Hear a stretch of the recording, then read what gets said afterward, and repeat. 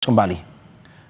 Dan saudara, untuk mengetahui terkait dengan rapat yang terjadi pada DPR hari ini, kita sudah terhubung dengan anggota Komisi 6 DPR RI, Muhammad Sarmuji dari fraksi Partai Golkar. Selamat pagi Pak Sarmuji. Pak Sarmuji, Anda bisa mendengar suara saya? Halo, selamat pagi. Selamat pagi. Oke. Pak Sarmuji, bagaimana dengan situasi DPR hari ini? Sudah ada rapat, lebih normal, lebih seperti biasanya yang terjadi pada kegiatan yang terjadi di DPR pada hari ini. Ada imbauan khusus kah Pak untuk anggota DPR hari ini yang melaksanakan kegiatan? Ya, pertama sebenarnya selama 2 hari ini saya berada di DPR ya. Jadi beberapa komisi sebenarnya sudah melakukan rapat-rapat seperti Komisi 1, 2 hari ini sudah melangsungkan rapat bersama dengan Menhan, lalu kemarin bersama dengan Kementerian Komdiji sudah melakukan rapat. Aktivitas anggota DPR RI berlangsung berangsur-angsur juga berjalan normal. Hampir keseluruhan komisi hari ini semuanya sudah rapat, kecuali memang yang jadwalnya ditetapkan bukan hari ini, itu semuanya sudah rapat ya. Komisi 6 sendiri hari ini rapat internal saja. Rapat-rapat dengan kementerian memang dijadwalkan hari Senin, tetapi nyaris semua komisi seperti tadi dilaporkan oleh reporter dari Kompas TV, suasana relatif berjalan dengan normal. Kami juga mengucapkan terima kasih kepada seluruh rakyat Indonesia yang membuat situasi ini pulih kembali. Terima kasih juga kepada seluruh aparat keamanan yang juga sudah menjaga kondusivitas baik di gedung DPR maupun di tempat-tempat lain. Hari-hari ini saya melihat masyarakat Indonesia sudah menyatakan tidak akan terprovokasi karena kerusakan-kerusakan kemarin, kekacauan kemarin, saya yakin bukan disebabkan oleh masyarakat biasa, tetapi memang ada orang-orang yang ingin mengacaukan suasana. Tetapi unjuk rasa yang berjalan tertib, menyampaikan aspirasinya, insya Allah aspirasinya akan kita tangkap dengan baik. Ya, oke. Pak Sarmuji, kemarin Presiden juga sudah mengatakan bahwa meminta kepada anggota DPR untuk bisa lebih terbuka dengan masyarakat yang ingin, terutama untuk menyampaikan pesan ataupun aspirasi. Apakah memang sudah ada imbauan seperti itu kepada anggota DPR dari pimpinan? Pimpinan sudah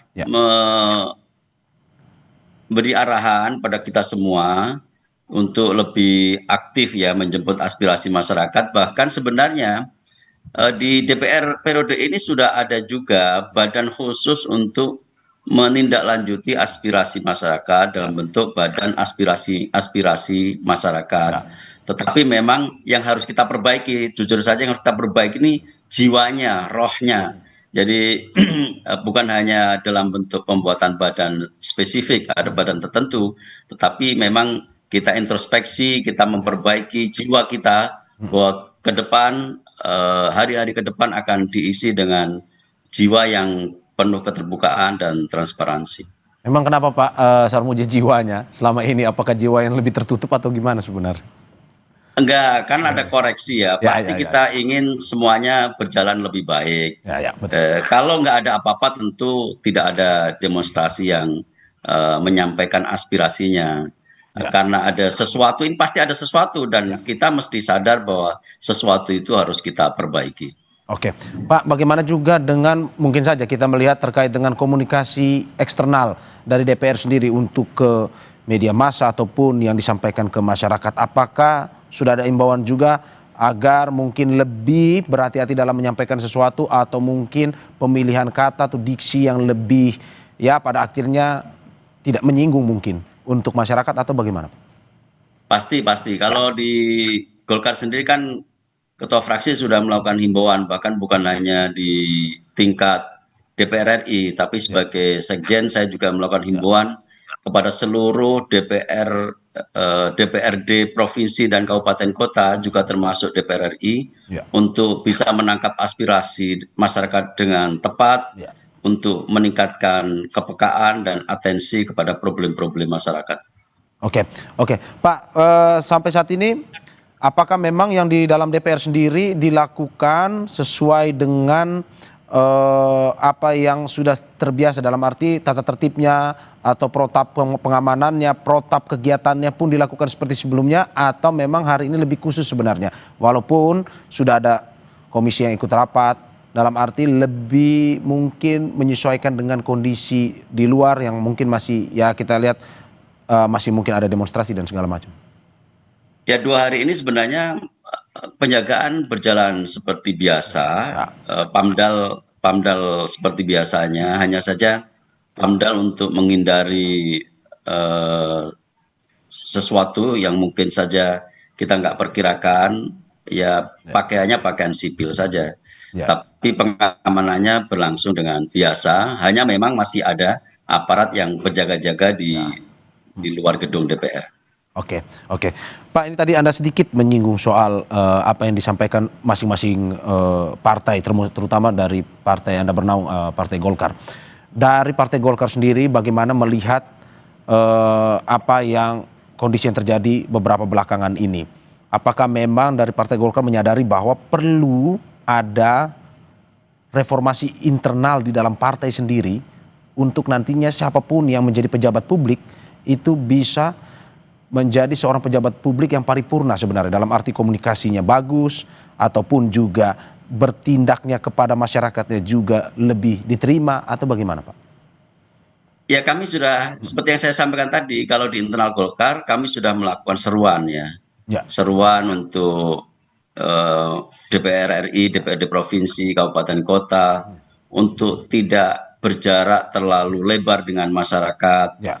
untuk menjadikan ukuran kepatutan diri dalam bertindak, bersikap, berkata, bahkan berpenampilan.